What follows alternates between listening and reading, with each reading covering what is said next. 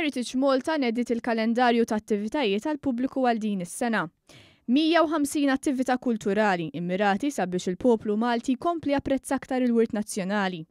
Fil-Forti Sant'Angelo l-kap eżekuttiv ta' Heritage Malta, Noel Zammit, spjega kif permezz ta' din il-kollezzjoni ta' attivitajiet diversi u interattivi anke jinbidel il-kunċett ta' mużew storiku. Illum il-mużew li fih oġġetti storiċi sar anki spazju ħaj, saħaq Zammit, li spjega wkoll kif din hija l-ewwel darba li ħareġ kalendarju fuq medda ta' sena. Huwa l-ewwel kalendarju li fassalna ta' sena sħiħa.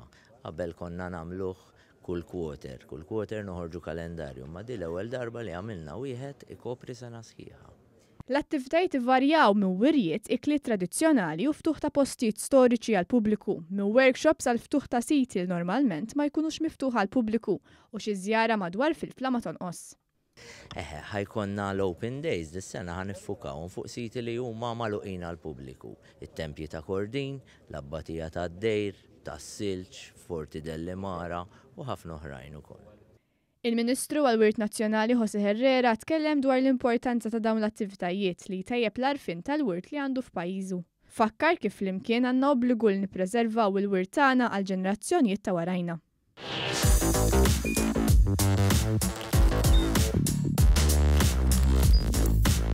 Idħol fuq one.com.mt u hemmhekk tista' tara l-programmi kollha li jxandru fuq One permezz ta' One Play.